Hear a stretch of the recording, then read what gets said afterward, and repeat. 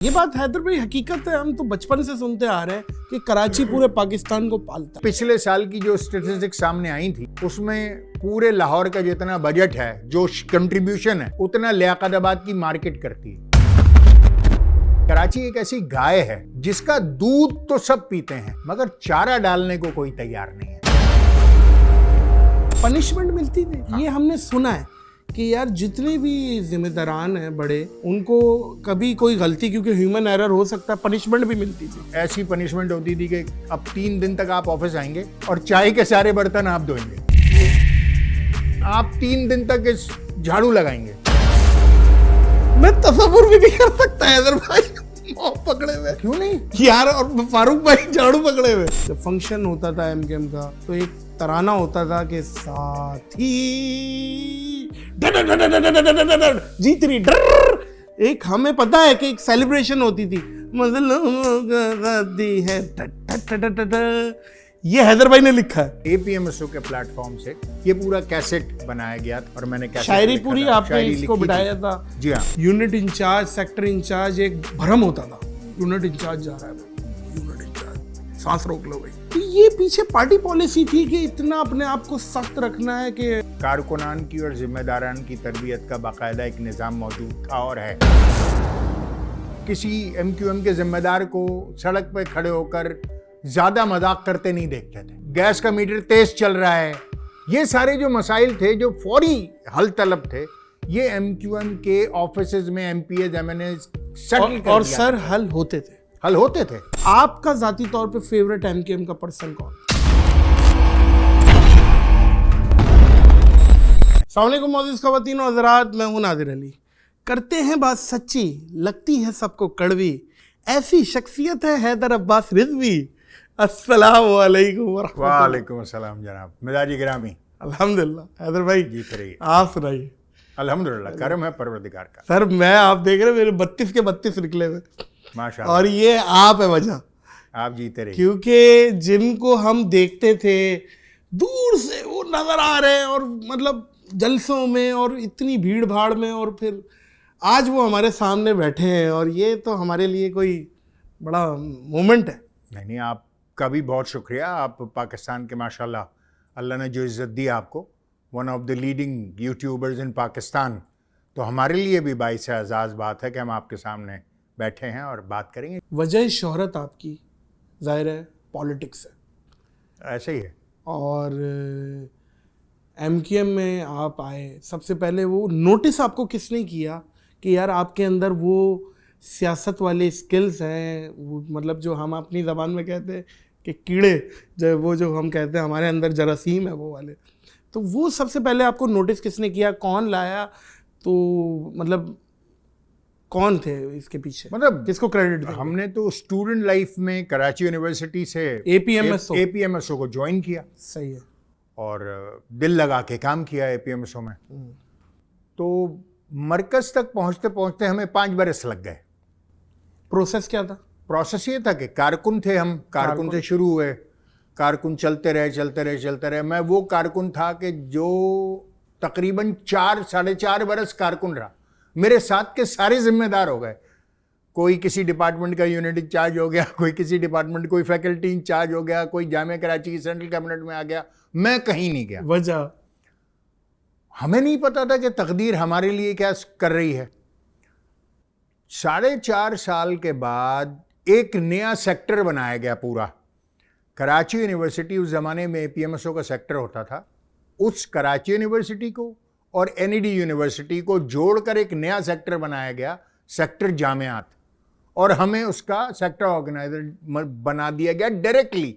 तो हम सीधे कारकुन से उठ के सेक्टर ऑर्गेनाइजर एपीएमएस हो गए बैक इन 1991। अच्छा, अभी अल्ताफ हुसैन साहब मौजूद हैं? बिल्कुल हैं। और वहाँ पे अभी मुलाकात नहीं हुई है आपकी? मतलब मुख्तलिफ मुलाकातें हो चुकी हैं। इसलिए कि 1988 और 1990 में जब एमक्यूएम अभी उभर ही रही थी, तो एपीएमएसओ के मरकज़ पर हमारा काम ये होता था, बल्कि एपीएमएसओ का पूरी काम ये होता था कि किसी तरीके से एमक्यूएम को कोई एक्स्ट्रा सपोर्ट दे दें, क्योंकि हम बहुत छोटे से थे। हमसे मुराद एपीएमएसओ में आ जाए। नहीं, फिर पूरी एपीएमएसओ अब जैसे इलेक्शंस डिक्लेयर हो गए 1988 में, सही है, तो अब एपीएमएसओ क्या करेगी, क्या करेगी, कैसे सपोर्ट करेगी एमक्यूएम को? तो होता यह था कि जो एमक्यूएम के जलसे होते थे, रैलियां होती थी, तकरीरें होती थी, पोस्टर्स होते थे, उस जमाने में तो पैम्फलेट और हैंडबिल भी हुआ करते थे, स्टिकर्स होते थे। एपीएमएसओ बैठकर वो डिज़ाइन करती थी, वो बनाती थी, और शाम को एमक्यूएम के जलसों में एमक्यूएम के अच्छे मुकर्रर लड़के लड़कियां जो तकरीरें अच्छी कर लेते थे, कंपेयरिंग अच्छी कर लेते थे, उनको शेर अच्छे याद होते थे, वो जाकर बड़े स्टेजेस पर वहां पर एंकरिंग करते थे उस जलसे की। तो उसके लिए बाकायदा एक मैप सेल बनता था, मुहाजिर इलेक्शन फाइट सेल, और वो एमक्यूएम को सपोर्ट करते थे। तो वहां से फिर क्योंकि जलसों में भेजा जाने लगा था, तकरीर अच्छी कर लेते थे, कंपेयरिंग अच्छी कर लेते थे, तो वहां एमक्यूएम की जो सारी लीडरशिप थी, चाहे वो अल्ताफ हुसैन हो, चाहे अजीम अहमद तारिक हो, चाहे दीगर बड़े लोगों, डॉक्टर इमरान फारूक हो, चाहे कोई हो, ये सारे फाउंडर्स मेंबर्स हैं, ये सारे फाउंडर मेंबर्स, इनके सामने अब एक लड़का खड़े होकर 20 बरस का तकरीर कर रहा है और सारे मजमे को उसने साकित कर दिया है, नहीं करे तो अब वो लीडरशिप की नजरें उसके ऊपर उठेंगी जरूर, मगर वो ये देखेंगे कि यार अभी बहुत छोटा है। बुला के पूछते थे क्या कर रहे हो, कौन हो, क्या नाम है, किस यूनिट से हो, कौन पूछता था? जो एमक्यूएम की लीडरशिप थी, सही है, अथॉरिटीज, हाँ, जो पूछती थी भाई कहाँ से, ये बच्चा कहाँ से आया है, उन्होंने कहा जी जामिया कराची के। अच्छा अच्छा। तो इस तरह मैं और भी बहुत सारे एपीएमएसओ के लड़के, फैसल सब्जवारी, ये आपके साथ के फैसल मुझसे कुछ जूनियर है, काफी, बल्कि कुछ तो नहीं है, जूनियर 4-5 बरस। सही है। आपके लॉट का कौन है? अब जैसे डॉक्टर खालिद मकबूल सिद्दीकी हैं, अच्छा। वो हमारे जॉइंट सेक्रेटरी थे। फिर एक ज़माने में डिप्टी मेयर कराची हुआ करते थे, मतीन यूसुफ, वो हैं।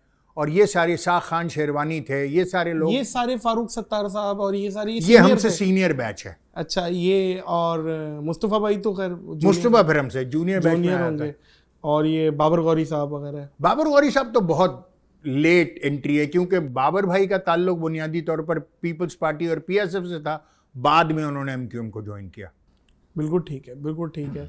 तो वो सफर वो 1986 से, मतलब मुझे याद है, फिर अब आप 2002 में आपको सीट मिली, फिर इलेक्शनरिंग में 2002 में मैं एमएनए मुंतखब हो गया, एमएनए बने आप, और फिर उसके बाद फिर चल ही था, चलता रहा, फिर सारा सिलसिला सबके सामने ही है। सर, कराची बनाने में आप लोगों का मरकजी किरदार है, हम गवाह बात डेवलपमेंट में, और वो ज़रा इसकी वो जो केस स्टडी थोड़ा सा खोलें कि वो मुशर्रफ साहब से आप लोग कैसे पैसे लेते थे और कैसे चीज़ों में लड़ के कि यार एक पुल और बना ले, एक पुल और बना ले।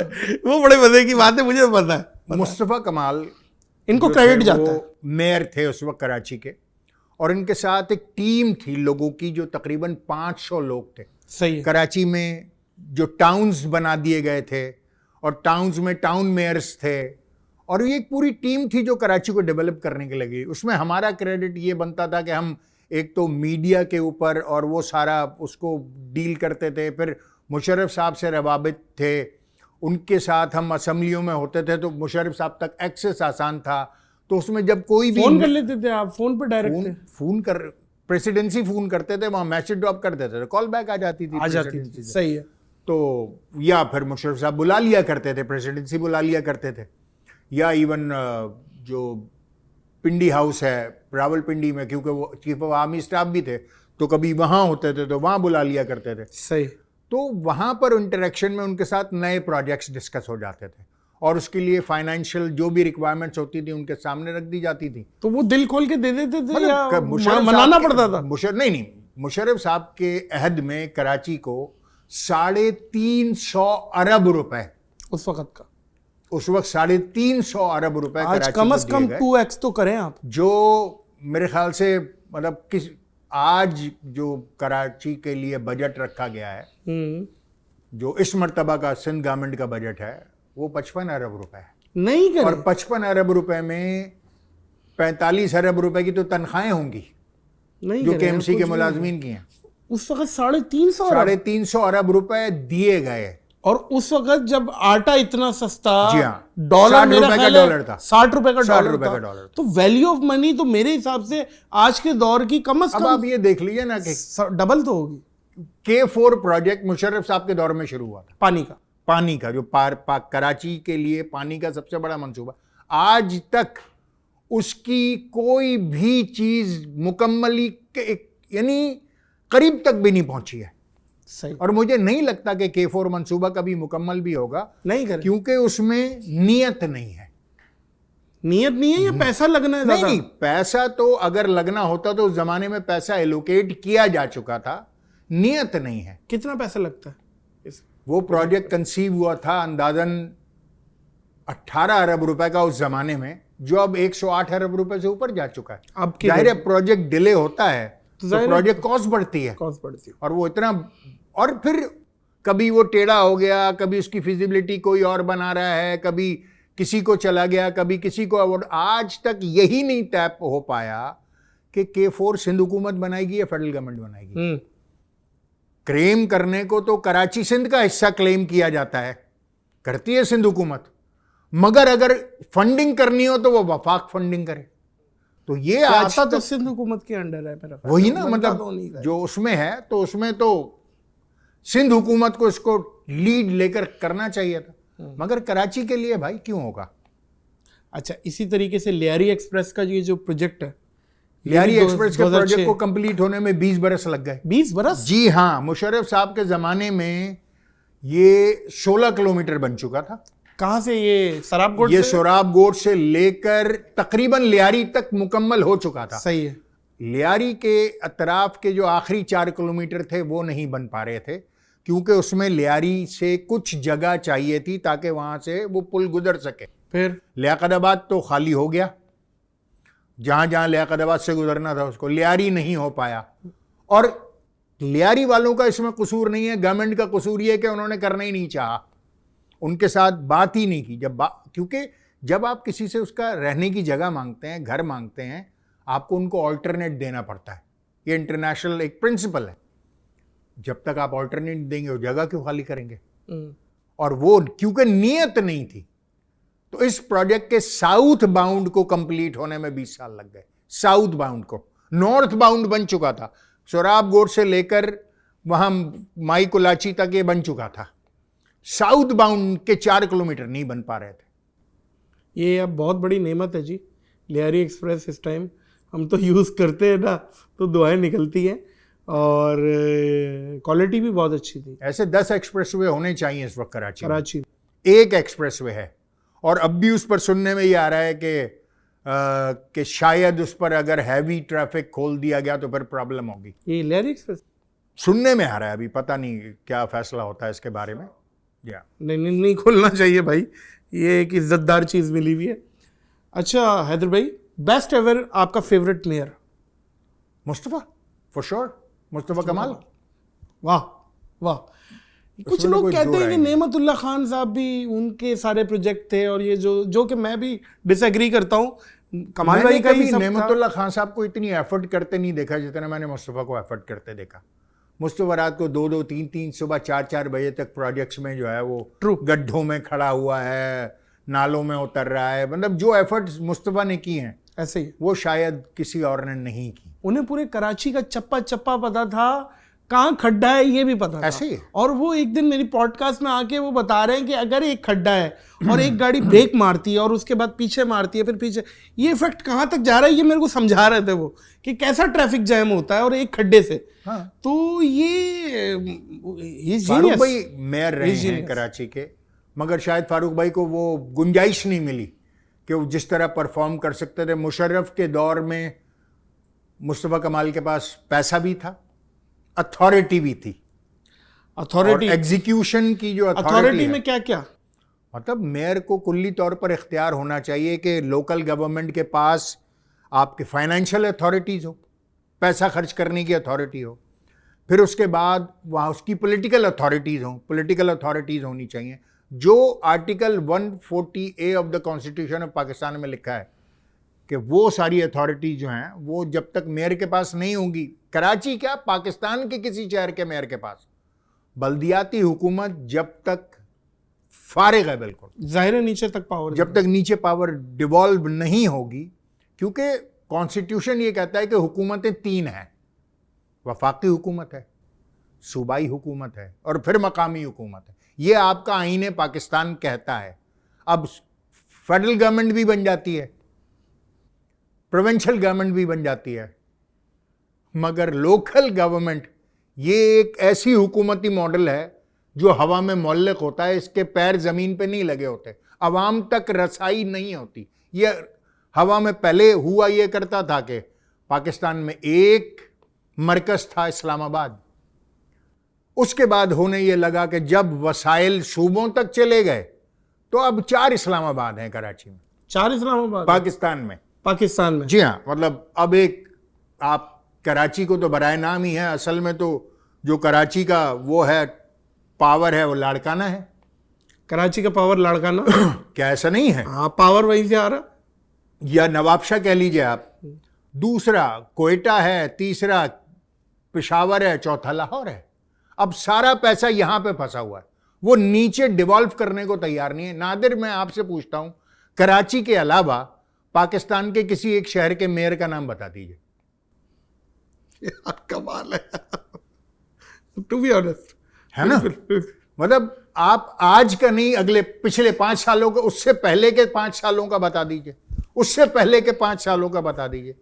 15-20 साल से पाकिस्तान के बड़े शहरों में जिनको सूबाई दारुल खिलाफे हैं, जिनको सूबाई दारुल खिलाफे, उनके मेयर का नाम किसी को नहीं पता। ये बात हैदर भाई हकीकत है, हम तो बचपन से सुनते आ रहे हैं कि कराची पूरे पाकिस्तान को पालता है। बेशक और सारे शहर ये तबते भी हैं। वैसे हम आपस में कजन्स भी बात करते हैं ना जाके, जब हम बोलते हैं रिप्रेजेंट करते हैं कराची को, यार कराची पालता, तो वो तबते बोलते हैं नहीं यार ऐसा नहीं है, लाहौर इंडिपेंडेंट है, लाहौर अपना करता है, लाहौर की अपनी फैसलाबाद में इतनी इंडस्ट्रीज है। पिछले साल की जो स्टैटिस्टिक्स सामने आई थी, हाँ, उसमें पूरे लाहौर का जितना बजट है, जो कंट्रीब्यूशन है, उतना लियाकताबाद की मार्केट करती है।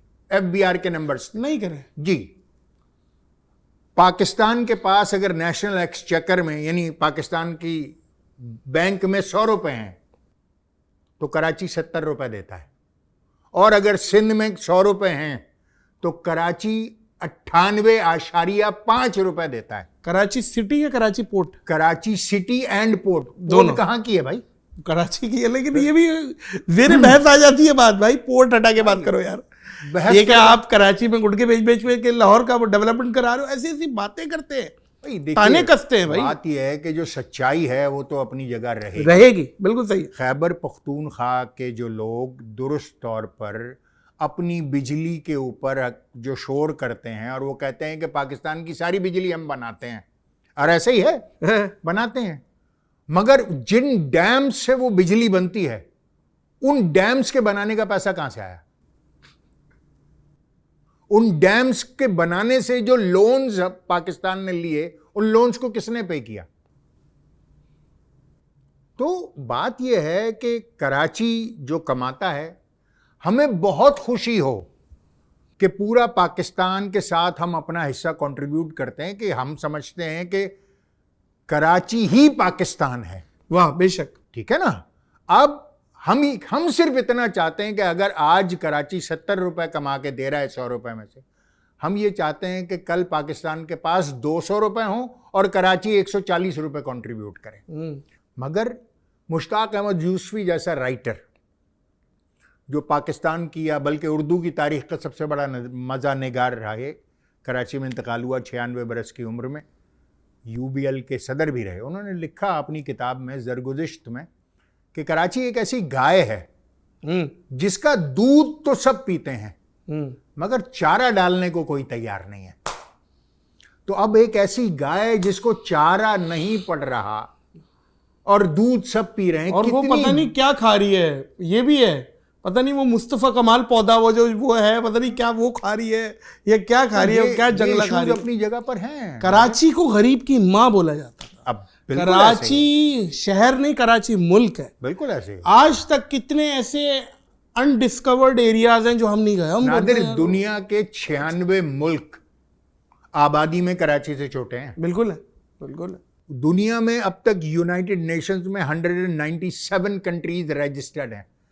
तो मुझे मोहतात अंदाजे से कहने दीजिए कि आधी दुनिया के मुल्कों की आबादी कराची से कम है। बेशक, बेशक, बिल्कुल सही है, सही। तो ये एक शहर नहीं है, एक सूबा नहीं है, एक मुल्क नहीं है, बल्कि वो मुल्कों का मुल्क है। मुल्कों का मुल्क है। तो इसको चलाने के लिए भी, और अल्हम्दुलिल्लाह हम पाकिस्तान का हिस्सा हैं और पाकिस्तान की रीढ़ की हड्डी है मईशत की, तो इसको चलाने के लिए भी इंतजामात वैसे ही होने चाहिए जो कि इसका कंट्रीब्यूशन मुतकाजी है।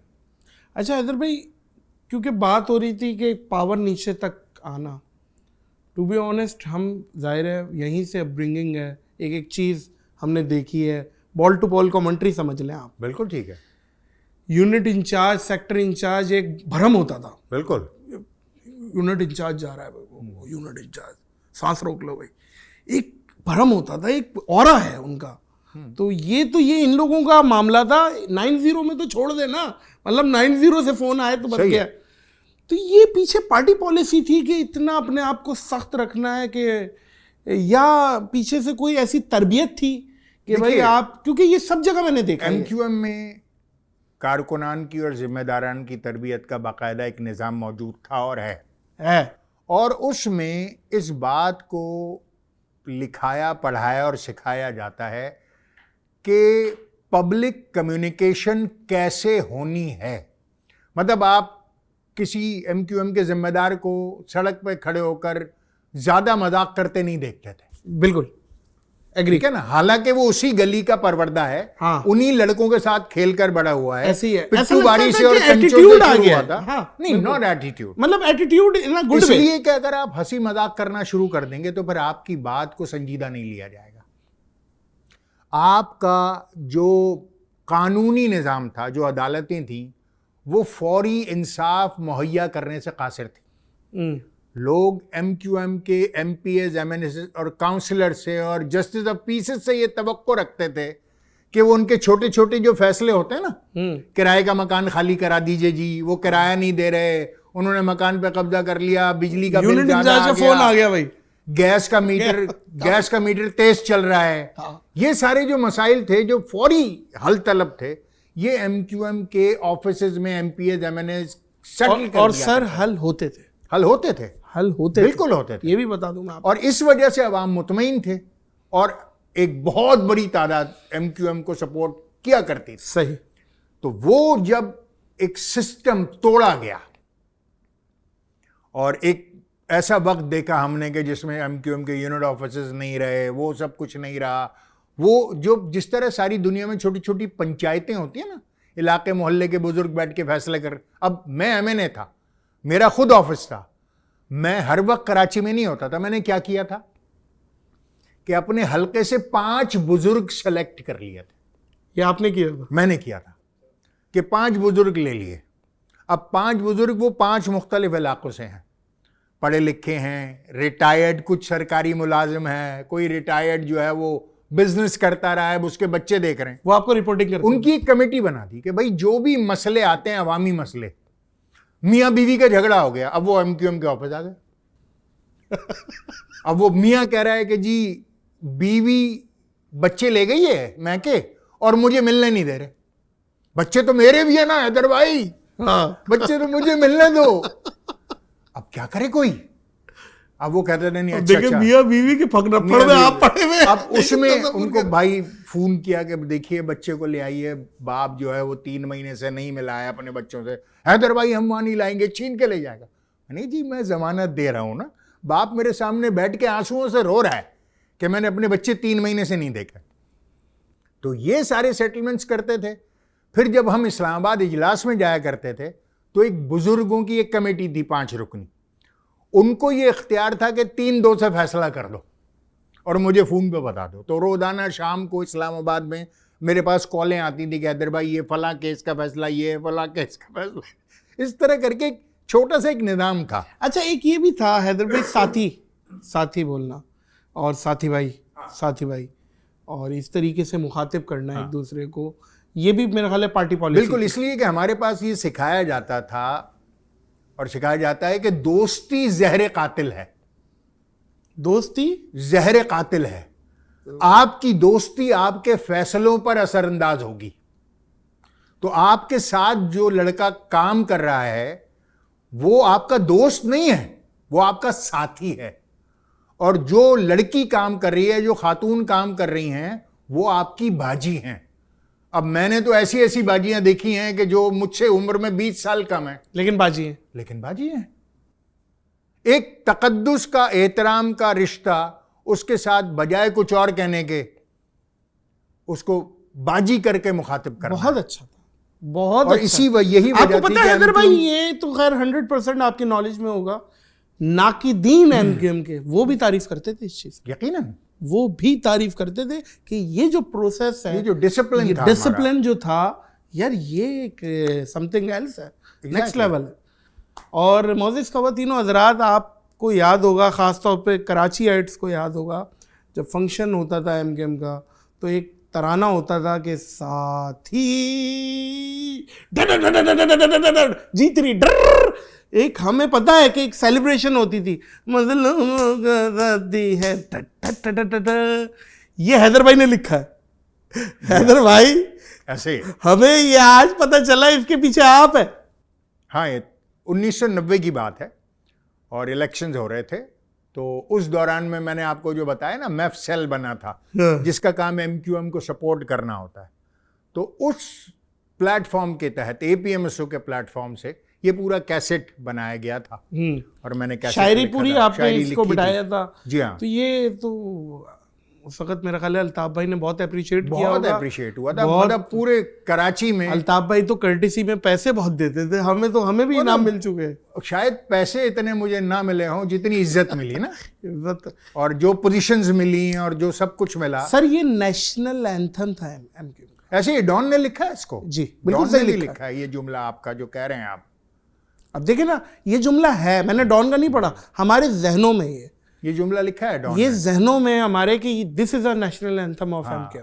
ऐसे ही था, बिल्कुल ऐसे ही था। और आपने इसके अलावा भी एक और वो लिखा था, बहुत सारे तराने, मतलब एमक्यूएम के लिए 80% जो लिखने लिखाने का काम था, शायरी का काम था, म्यूजिक का काम था, वीडियोस बनाने का काम था।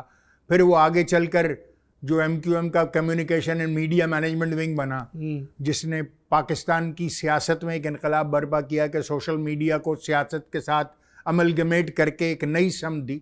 तो वो सारे काम जो थे, टेक्नोलॉजी और ये सारे काम मेरे सबसे थे। ज्यादा कौन सी सीट एंजॉय की हैदर भाई, कौन सी पोजीशन जो आपको अभी तक के कैरियर में मजा आया हो और आपने कुछ डिलीवर भी किया हो और मजा भी आया हो कि यार ये वाली सीट जो थी ना, वाह। जिसमें सबसे कम जिम्मेदारी है ना नादिर, वो सबसे इंजॉयबल सीट है। करे कौन भी। मतलब सेक्टर ऑर्गेनाइजर एपीएमएसओ। अच्छा, इसमें उसमें मतलब आप जब आप इतने बड़े होते हैं ना, तो आपकी खूबियां और खामियां इतनी बड़ी होती हैं। सही, ट्रू। जब आप बहुत बड़े हो जाते हैं तो आपकी खामी का इम्पैक्ट भी बहुत बड़ा हो जाता है। वाह भाई, और वाह। फिर वो नजर भी उतना ही बड़ा आता है। वाह वाह तो वाह। जितनी छोटी जिम्मेदारी है उतना इंजॉयबल है। और जैसे जैसे जिम्मेदारी बड़ी होती चली जाए, चाहे घर में हो, घर में मान लीजिए कि आप सबसे छोटे बेटे हैं या बेटी हैं, सबसे ज्यादा फ्री हैंड आपको होता है। आप कुछ भी करते, गिलास तोड़ दें, बर्तन गिर गया, टीवी खराब कर दिया, कोई कुछ नहीं कहता। मगर अगर बड़ा बेटा, बड़ी बेटी या अब्बा से या अम्मा से कुछ हो जाए तो एक हंगामा खड़ा हो जाता है। हंगामा खड़ा हुआ। देख के नहीं करते, अब कब तक ये हरकतें करोगे। तो जितने छोटे आप होते हैं उतनी लिबर्टी होती है आप गलतियां करने की। पनिशमेंट मिलती थी। हाँ। ये हमने सुना है कि यार जितने भी जिम्मेदारान हैं बड़े, उनको कभी कोई गलती, क्योंकि ह्यूमन एरर हो सकता है, पनिशमेंट भी मिलती थी। हाँ बिल्कुल मिलती थी।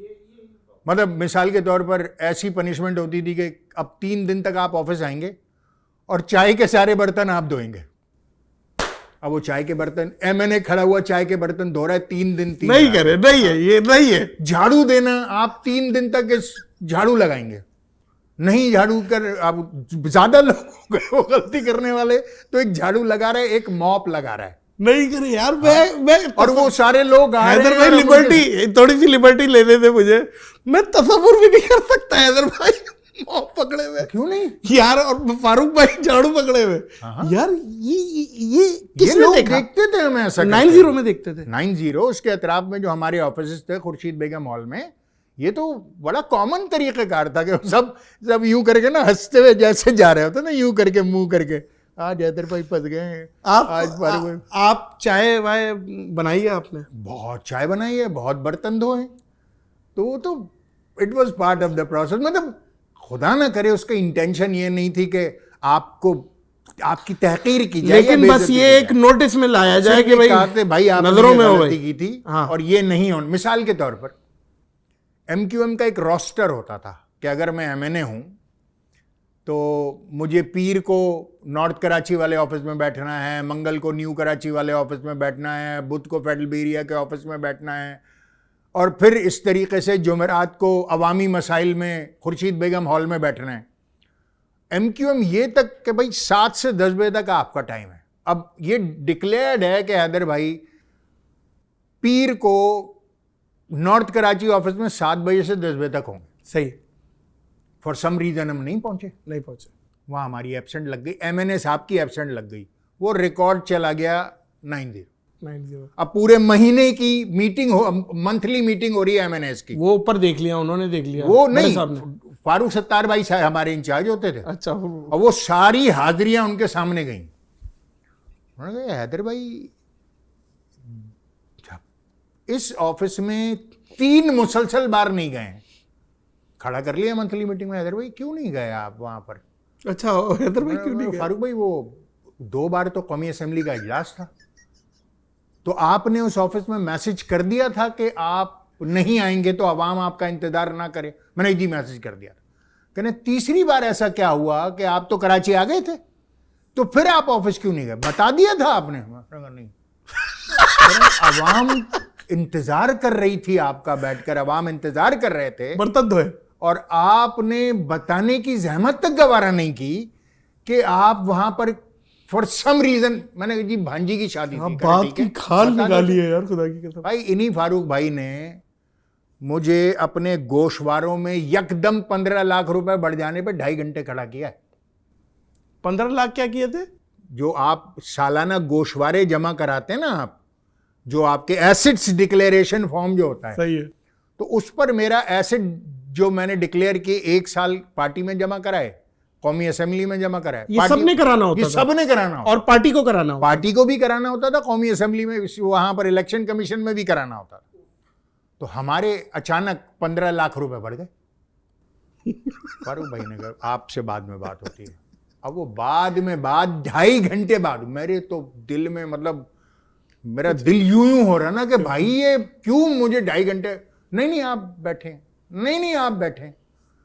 2.5 घंटे बाद उन्होंने मुझसे पूछा कि ये 15 लाख रुपए कैसे बढ़ गए? मैंने कहा फारूक भाई, सोना जो मैंने अपनी बीवी का डिक्लेयर किया था, जो वो लेकर आई थी और जो हमने दिया था, सोने की कीमत बढ़ गई। अब मैं क्या करूं? अगर सोना कल 1 लाख रुपए का था और अचानक 1.5 लाख रुपए का हो गया, तो ये मैंने नहीं किया। अच्छा, ये मार्केट में पैसे बढ़ गए, पैसे बढ़ गए तो उसकी कीमत बढ़ गई, कीमत बढ़ गई तो वो असासों में रिफ्लेक्ट होगी, वो मैंने रिफ्लेक्ट कर दी। करप्शन का तो तस्वुर ही नहीं है ना। मतलब जब इस तरीके से आपके कैसे कर सकते गोशवारे चेक हो रहे हो तो फिर तो ऐसा ही है ना। बिल्कुल ऐसे कैसे कर सकते हैं? एक तो वैसे ही आप लोग जितने सफ़ा अव्वल के लोग हैं सारे ईमानदार, हम जानते हैं भाई, सीधी सी बात है। ये कोई पेड प्रमोशन नहीं है कि हैदर भाई ने कहा हुआ है, ये हम अपने दिल से बोल रहे हैं। और फिर उसके बाद इतनी चेक्स, तो वो सवाल ही पैदा नहीं होता ना। यही है, इसी डिसिप्लिन की नाकिदीन भी तारीफ करते हैं, इसी डिसिप्लिन की बात ये है। जो तारीफ के काबिल चीज़ हो करनी चाहिए उसे। 10 साल की उम्र में एक बच्चा पोर्ट पे बोरियां उठा रहा है, 15 साल की उम्र, 10 से 15 साल की उम्र में, और वो बोरियां उठा के मजदूरी कर रहा है, और उस मजदूरी से अपनी वालदा के लिए वो लेके जा रहा है गिफ्ट्स वगैरह या कोई सामान, कपड़े। वहां से सफर का स्टार्ट करें ये पॉडकास्ट का, वो बच्चे से, हैदर अब्बास रिजवी जो बच्चा है और ये मजदूरियां कर रहा है, पता नहीं दिहाड़ी लगा रहा है या क्या कर रहा है। दिहाड़ी थी, बिल्कुल दिहाड़ी थी। कितनी?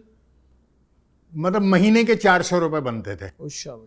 और असल में मैट्रिक का इम्तहान दे लिया था, तकरीबन 15 बरस उम्र थी, और कुछ करने का दिल करता था कि घर के लिए कुछ करें, क्योंकि हम 3 भाई थे और हमारी अम्मी ने हमें तन्हा पाला। तो बस ये था कि किसी तरीके से अम्मी को सपोर्ट करना है फाइनेंशियली। अम्मी एक गर्ल्स कॉलेज में पढ़ाती थी और बस जी चाहता था कि अम्मी को सपोर्ट किया जाए।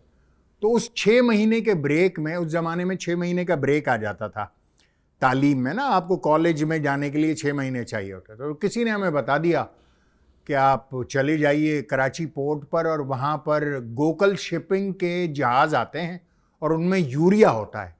तो यूरिया जब वो पोर्ट पे उतारते हैं तो वहाँ पे फालके लगते हैं कि वो मशीन क्रेन से ही उसमें यूरिया डाल देते हैं और यूरिया फिर नीचे ऐसे बैग बोरी रख के उसको भरते हैं, सिलाई करते हैं और वो कन्वेयर बेल्ट पे चलता है और ट्रक पे लोड हो जाता है। तो यहाँ रिजविया में, जो नाज़िमाबाद वाली रिजविया, वहाँ एक साहब का पता चला, तो जब उनसे मिले तो वो अब्बास कजलबाश नाम है, भैयू कहते थे उनको, भैया भाई। तो उनके पास गया, हमने कहा हमें जॉब चाहिए। तो उन्होंने ऊपर से नीचे तक देखा, कहा तुम पोर्ट पे जॉब करोगे? हमने कहा हम करेंगे। कहने कितने पढ़े लिखे हो? हमने कहा अभी मैट्रिक का इम्तहान दिया। उन्होंने कहा कल आ जाना। हम चले गए पोर्ट पे, केमाड़ी वेस्ट वार्फ पे, वेस्ट वार्फ। तो हमें भैया भाई नहीं मिले, तो हम मायूस होकर लौट रहे थे, तो वहाँ एक और साहब थे, सालेहीन, आज तक मेरा राब्ता है उनसे। वाह। तो उन्होंने कहा तुम यहाँ क्या करना है? बुजुर्ग हो गए होंगे वो तो, हाँ, बहुत ठीक ठाक। यकीनन। तो उन्होंने कहा कि क्या करने आए हो? तो हमने कहा भाई जॉब करने आए। तो उन्होंने कहा तुम्हारा नाम तो आज इनरोल नहीं हुआ उस रजिस्टर में जहाँ पर रोज़ की दिहाड़ी में तुम्हारा नाम लिखा जाए। हमने कहा भाई वापस चले जाते। उन्होंने कहा अच्छा ठहरो। उनका काम ये था कि वो जो यूरिया का बैग बनता था वो उसको स्टिचिंग करते थे। अच्छा। तो उन्होंने अपनी जगह मुझे खड़ा कर लिया। उस दिन की दिहाड़ी उन्होंने नहीं की और हमें उन्होंने स्टिचिंग सिखानी शुरू कर दी। अगले दिन हम फिर चले गए, फिर भैया से मुलाकात नहीं हुई। फिर अगले दिन हमारी बारी आ गई कि हम कन्वेयर बेल्ट से 50 केजी का बैग उतार कर ट्रक पे लोड करते थे। तो कन्वेयर बेल्ट से कंधे पे लेकर वो ट्रक पे लोड करते थे। तो सारा दिन वो करते करते गुजर गया। 2-3 दिन ये काम चला। 4-5 दिन बाद भैया आ गए। उन्होंने कहा यहाँ तुम क्या कर रहे हो? हमने भाई जो काम करना था वो कर रहे हैं। उन्होंने कहा इस काम के लिए थोड़ी बुलाया था तुम्हें। हमने कहा फिर क्या करना है? उन्होंने कहा तुम्हें तो टैली क्लर्क लगना था। हमने कहा टैली क्लर्क क्या होता है? तो उन्होंने कहा तुम्हारा काम ये कि यहाँ पर बैग्स के ऊपर बैठे रहो, ट्रक लोड होते देखते रहो, उसमें जब 200 बैग्स लोड हो जाएं उसका ट्रक का नंबर नोट करो, उसको फाड़ के पर्ची दो और उसकी रिसीविंग अपने पास रख लो। ये काम। हम अफसर हो गए। वाह। और 1 हफ्ते बाद हमें टैली क्लर्क हो गए, तो हमें अफसरी मिल गई। बस फिर 4 महीने बैठ के सुकून से अफसरी की और पहली तनख्वाह मिली 400 रुपये। 400 रुपये। तो फिर वो मोतनदास मार्केट से हाँ, अम्मी के लिए मैं सूट लिया। सूट के कप नहीं, 400 रुपये में उस जमाने में 3-4 सूट आ जाते थे। जी जी जी आ जाते होंगे। तो वो 3-4 सूट लेकर अम्मी के लिए, तो अम्मी उस दिन बहुत रोई फिर ना कि मेरा बेटा जवान हो गया और ये हो गया। एक जज्बाती माहौल था। मगर पहली जॉब जिंदगी की यहाँ से शुरू हुई। क्या अच्छी बात है भाई, क्या अच्छी बात है। ग्रास रूटर है आप, पैराशूटर नहीं है। हाँ, पैराशूटर एक अलग वो है। पैराट्रूपर बिल्कुल भी नहीं है भाई, 100% ग्रास रूटर है। और होना भी यही चाहिए, क्योंकि वो बंदा दूसरे का दुख समझ सकता है, प्रॉब्लम समझ सकता है, क्योंकि वो गुजरा है उस प्रोसेस से। अच्छा हैदर भाई, आपका जाती तौर पे फेवरेट एमकेएम का पर्सन कौन था आपके अलावा? मतलब किस लेवल के ऊपर? किसी भी आपका फेवरेट है कि यार ये फेवरेट है मेरा। मतलब एक वक्त में बहुत सारे फेवरेट लोग हो सकते हैं आपके, मतलब किसी एक का कौन सा जहन में आ रहा है अभी बंदा? मतलब वही ऐसे है बेशुमार लोग हैं जो जहन में आ रहा है ना आपके, वही है। देखिए मेरा एक कोऑर्डिनेटर था सलमान, मशहूर पता है ना, जो आवाम को भी पता हो। मुझे डॉक्टर इमरान फारूक बहुत पसंद थे। इमरान फारूक साहब सही। बहुत मुनहनी से आदमी थे, दुबले पतले, हाइट भी उनकी बहुत कम थी, मगर इतने संजीदा रहते थे वो कि उनके सामने बात करते हुए मैं कपकपाता था डॉक्टर साहब के आगे। हालांकि उनके चेहरे पर एक बड़ी हल्की सी मुस्कुराहट हर वक्त रहती थी, मगर आप उनके सामने बैठ के 1 घंटा बात करें, वो 1 घंटे तक आपको सिर्फ सुनते रहते थे। गुड लिसनर थे, बहुत अच्छे लिसनर थे। और वो उस पर उसके बाद कर रहे, अच्छा ठीक है हैदर भाई हम देख लेते हैं इंशाल्लाह, आप जाइए। अब 1 घंटे तक जो है वो आदमी उनके सामने हड़बड़ाता गड़बड़ाता बात कर रहा है और उसके बाद सिर्फ वो इतने जवाब देंगे, ठीक है हैदर भाई हम देख लेते। तो उनसे बड़ा वो दम निकलता था ना। तो इस तरह के लोग, अजीम भाई, अजीम अहमद तारिक अजीम भाई वो बहुत फ्रेंडली थे ना। और मगर बहरहाल एक डिस्टेंस मेंटेन करते थे। तो शुरू में जब हम APMSO में गए वहाँ पर, तो हमारा हुलिया ये था कि हमारे बाल बड़े हुए थे, सही है, और गिरेबान हमारा यहाँ तक खुला हुआ था, उसमें चेन भी थी और हाथ में कड़ा भी था। और हम अब पहली बार MQM के ऑफिस पहुंचे जिंदगी में, APMSO से निकलकर कारकुन की शक्ल में। अब ऐसा लग रहा है कि वो तरबियती नशिस्त होती थी जो कि कारकुनान को दी जाती थी, उसमें ऐसा अजीम भाई तरबियती नशिस्त कर रहे थे। तो ऐसा लग रहा था कि वो सारी तरबियती नशिस्त उन्होंने हमें देख के की। देखिए, आप APMSO के कारकुन हैं, जैसे आप नज़र आएंगे वैसी APMSO नज़र आएगी, जैसी APMSO दिखाई देगी वैसे MQM दिखाई देगी। अब अगर किसी के आप में से बाल बड़े बड़े हो रहे हैं, अगर आपके गिरेबान खुले हैं, उसमें से चेन झांक रही है, और अगर पतलून आपकी जीन्स की वो रिब्ड जीन्स है, और अगर किसी ने हाथ में कड़े पहने हुए, तो ऐसों से कौन मुखातिब होना चाहेगा, कौन उनको संजीदा लेगा? यकीन मानिए नादिर, हाथ ऐसे गया, चेन वहीं तोड़ी, जेब में डाली, गिरेबान बंद किया, उसके बाद आस्तीन ऐसे फोल्ड करके आस्तीनें बंद की, वहाँ से उठे नाई के पास गए, बाल कटवाए और रिब्ड जीन्स पहननी छोड़कर कमीज शलवार पहनना शुरू कर दिया कि भाई आइंदा ऐसा ना हो कि हमारी लीडरशिप हमारे बारे में ऐसी राय कायम करे। The man known by the gathering he keeps. तो इस तरीके से मतलब बहुत सारे लोग ऐसे हैं जिनसे बहुत सीखा, बहुत। अच्छा, हर पार्टी का कोई ना कोई एक वो है, एक स्लोगन जो तस्वीर होती है, जैसे पतंग थी हमारा इंतखाबी निशान, बिल्कुल। पीपल्स पार्टी का तीर है, बिल्कुल। इमरान खान साहब का बल्ला था, शेर है, बिल्कुल ऐसे, ठीक है, किसी का कलम है, किसी की साइकिल है। आप जाती तौर पे आपको कौन सी फेवरेट है इनमें से? पतंग फॉर श्योर, पतंग। क्योंकि MQM का पहले जब MQM ने इलेक्शन लड़ा है 88 में, तो MQM का इंतखाबी निशान पतंग नहीं था। सूबाई असेंबली में ताला था और कौमी असेंबली में कुछ को पतंग मिला था और कुछ को पेंसिल मिली थी, कुछ को शमा मिली थी। शमा तो वो क्योंकि MQM उस वक्त MQM के नाम से एक सियासी जमात के तौर पर नहीं लड़ी थी, एक हक परस्त ग्रुप के नाम से लड़ी थी इंतखाबात। हक परस्त ग्रुप। फिर उसके बाद जब 90 में इंतखाबात दोबारा लड़ने आए तो तय किया गया कि मुहाजिर कौमी मूवमेंट को बहैसियत एक सियासी जमात के इलेक्शन कमीशन में रजिस्टर किया जाए। जब वो रजिस्टर किया गया तो एक आपको इंतखाबी निशान मिला जो पतंग था, और वो आज तक चला रहा है। वाह वाह। लेकिन रुना के दिन कहते हैं ना, पतंग तो कट जाती है, इनको तो मांझा रखना चाहिए था, या इस तरीके की बातें होती है। लेकिन पतंग तो तनती भी है। तनकीद करने के तो 100 जाविये हो सकते हैं किसी भी इंतखाबी निशान। भाई शेर मर सकता है, बल्ला टूट सकता है, तीर कहीं और जा सकता है, खता हो सकती है उसकी डायरेक्शन, ये तो है जिसकी तो जो कोई ऐसी बात है नहीं। अच्छा हैदर भाई, मुझे अपना करबला का थोड़ा सा एक्सपीरियंस बताएं, थोड़ा सा नहीं, खुल के बताएं करबला का एक्सपीरियंस, क्योंकि मेरा भी जाना हुआ है, मैं बड़ा शौक से सुनूंगा और आई गेस अवाम ने भी सुनना है। करबला क्या है आपके लिए, और आप करबला जब जाते हैं, आप अरबईन जाना हुआ है? अरबईन भी गए, आशूर पे भी गए, 80 किलोमीटर पैदल। जी हाँ। कितने दिनों में आप? 3 दिन लग जाते हैं। अल्लाह में बीवी बच्चे साथ होते हैं, बल्कि और खानदान के भी जितने रिश्तेदार हैं वो भी अपने बच्चे मेरे हवाले कर देते हैं। अच्छा, पेशेंस है आपके? क्योंकि हाँ, मतलब किसी को प्यास लग रही है, वो धूप में चला जा रहा है, पापा पानी पीना है। अच्छा, आप घबराते नहीं हैं? मुझे कोई प्रॉब्लम नहीं, इरिटेट वगैरह भाई MQM का कारकुन हूँ, इतनी भीड़ मैंने बहुत देखी है ना। अच्छा तो वो करबला का जरा बताइए। तो करबला में सारे खानदान के बच्चे मेरे हवाले हो जाते हैं, और हम जो है वो उस सफ़र में, जो कि अरबईन वॉक जिसको कहते हैं, या सफ़रेश कुछ लोग कहते हैं उसको, सफ़रेश, वाह, जो नजफ से करबला तक है, तकरीबन 80 किलोमीटर 82 किलोमीटर बनता है।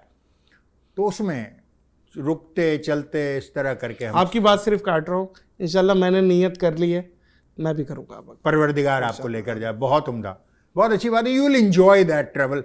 आपको बहुत खुशी होगी देख के वहाँ पर जो मेहमान नवाजी का तरीक़ेकार है, जो अहले इराक़ आपकी मेहमान नवाजी करते हैं, अहले नजफ़, अहले हैदरिया, अहले करबला। कैसे? मतलब उनकी इंतहा नहीं होती कि वो कुछ भी कर, मतलब कोई चीज आपको जरूरत पड़े और वो आपको पेश कर दे। अपने घर खोल देते हैं, हजार घर इस बात के इंतजार में होते हैं कि जायरीन अपनी फैमिली समेत उन घरों में जाकर ठहर जाएं, रात बसर करें और चले जाएं। आपका कोई एक्सपीरियंस? बेशुमार, कई मरतबा ऐसे, मतलब ऐसा वो करते ही हैं कि मर्दाना अलग कर देते हैं, जनाना अलग कर देते हैं। उनके घर की खवातीन मेहमान खवातीन की देखभाल करती हैं, उनके घर के मर्द मेहमान मर्दों की देखभाल करते हैं, उनके बच्चे बच्चों की देखभाल करते हैं। उसमें खाना पीना, बिस्तर, नहाना धोना, हर चीज वो उनके जिम्मे। मतलब एक छोटी सी मिसाल दे देता हूं मैं आपको कि करबला में मौला इमाम हुसैन के हरम से मान लीजिए 500 गज के फासले पर, 250-300 गज के फासले पर, लोग अपने घरों से बाहर लाकर वॉशिंग मशीनें लगा लेते हैं कि भाई नादिर साहब आए हैं, अब इनके पास कपड़े नहीं हैं या इनके कपड़े मैले हो चुके हैं, तो वो क्या करते हैं, आपको पकड़ते हैं कि भाई अपने कपड़े हमें दे जाओ, और वो कपड़े दे जाते हैं उनको, और कपड़े वो देकर उनको दूसरे कपड़े भी देते हैं वो पहनने के लिए कि आप जाइए जियारत करके आ जाइए, वापस कल आइएगा तो हम आपको आपके कपड़े धुले हुए इस्त्री शुदा आपको वापस कर देंगे, आप हमारे कपड़े लौटा दीजिएगा। और अब एक साहब ने, मैं ऐसे ही शेयर कर रहा हूँ आपसे कि मैं वॉक कर रहा था अपने बच्चों के साथ, तो एक साहब ने ऐसे सीने पे हाथ रख के मुझे रोक लिया। अब मैं रुक गया, अब हजारों का मजमा और एक आदमी ऐसे आपको हाथ से रोक दे बिल्कुल यूं करके, तो मैं रुक गया। जैसे ही मैं रुका, उस आदमी ने मेरे आंखों से ऐसे चश्मा उतारा, उसको टिश्यू से साफ किया, मेरे गाल पे पैर किया, चश्मा पहनाया और कहा के जा। मैंने पूछा कि भाई ये क्या हुआ, तो किसी ने मुझे बताया कि ये इतना साहिब हैसियत आदमी नहीं है, मगर इसको खिदमत जायरीन करनी है, तो इसने यही काम अपने जिम्मे लगा लिया है कि जायरीन के चश्मे साफ करता है वो बस, और प्यार करता है और जाने देता है। ऐसे हजारों मनाजिर हैं वहाँ पर देखने वाले। परवरदिगार सबको लेकर जाए, खाने काबा जाएं, हमारे नबी करीम सल्लल्लाहु अलैहि वसल्लम की मस्जिद नबवी ज़ियारत करें, और फिर उसके बाद करबला नजफ जाएं और वहाँ पर देखें कि बिल्कुल एक दुनिया से अलग दुनिया आबाद है। हुसैन तेरा लहू लहद का उजाला है, कोई शक नहीं कि तुझे सरवरे कौनैन ने पाला है, और हुसैन तेरे मुकाबिल यजीद शह क्या था, उसे तो तेरे अली असगर ने मार डाला है। वाह, सुभान अल्लाह, सुभान। हैदर भाई, अल्लाह आपको मज़ीद कामयाबियाँ, मज़ीद तरक्कियाँ आपको नसीब फरमाए। अल्लाह आपकी फैमिली को हयाती और अल्लाह आपको ज़वाल नेमत से बचाए।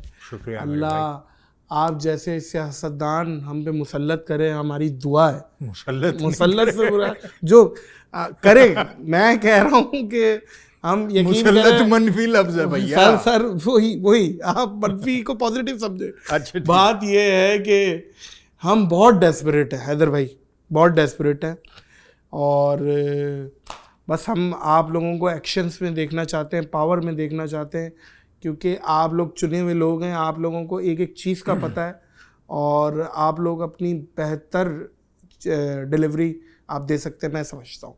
सर आपके आने का बहुत शुक्रिया। रहिए, आबाद रहिए, खुश रहिए।